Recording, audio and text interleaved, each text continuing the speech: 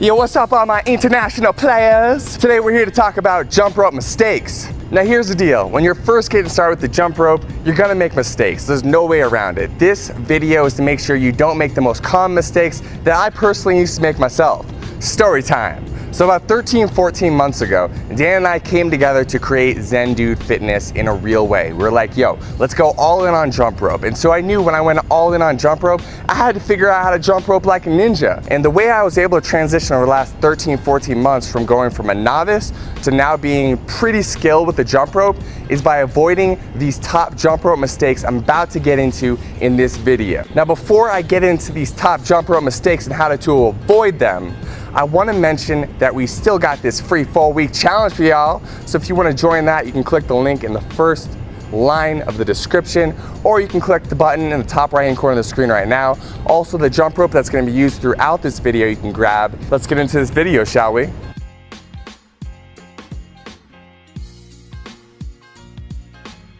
All right, the first thing we're gonna start off with is where you're holding the jump rope. A lot of people don't talk about this, but it's extremely important. And so we're gonna dive deep into where to put your hands on the rope right now. And so you can see here, you have very little control if you're grabbing the bottom of the jump rope. The rope is loose and it makes it harder to do tricks or just get into a good rhythm.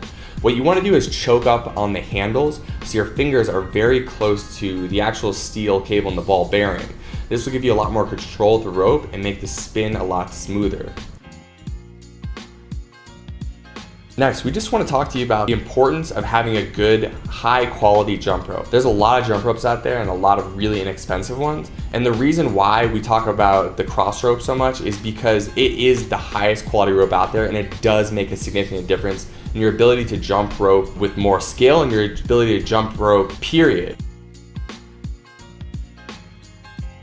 So the next thing we're going to cover here is a very subtle example of what it looks like to have your wrists too far apart. And so you can see here, when your wrists are too far apart, when you try to do tricks, for example, the crisscross, you end up tripping over the rope because it's spread too long, right? And so that means there's not enough depth on the rope to be able to make it underneath your feet.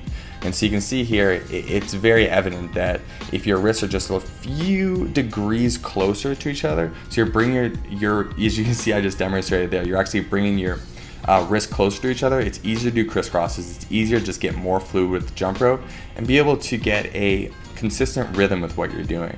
And so a beginner mistake a lot of people make is they have their wrists too far apart, so they trip over the rope. So just remember, whenever you're doing any tricks, bring your wrists just a little bit closer together and it's going to feel a lot smoother for you. Next thing we want to talk about is having just straight up good posture when you're jumping rope. You want to create this nice alignment from this crown of your head down through the balls of your feet. So as you're hopping and you're jumping rope on the balls of your feet, you want to keep your shoulders back and down, and you want to really focus on keeping that core and those glutes tight so you're not bending over, you have good posture throughout the movement. Next thing we want to talk about is how high you're going to be jumping off the ground when you are jumping rope. And so a lot of people when they first get started try to jump high in the air so they don't trip over the rope, but really that's the opposite of what ends up happening. When you jump higher in the air, a lot of times your hands come up, and so when your hands come up, you are also bringing the bottom of the jump rope up and you end up tripping over the rope. When you come just in a half inch or an inch off the ground, you have much more control.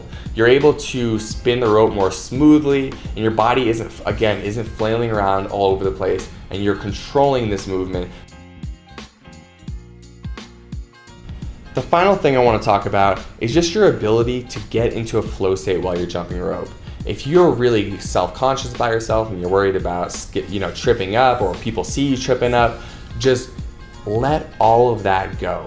All that, worry about like messing up or like not, getting as good as you want to, as fast as you'd like to, like don't worry about that stuff.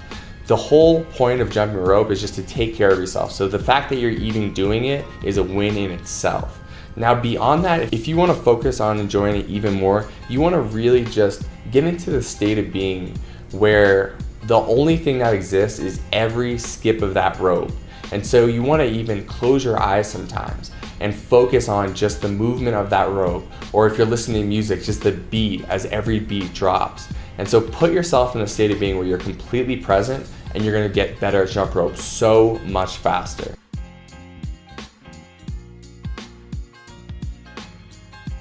Finally, if you've enjoyed this video, if you like this video, please give it a like. If you have any questions, go ahead and drop them in the comments below. Please subscribe to the channel. ZenNu Nation is growing day by day. We appreciate each and every one of you so much.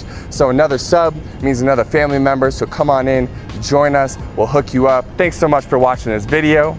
Zen Dudes out.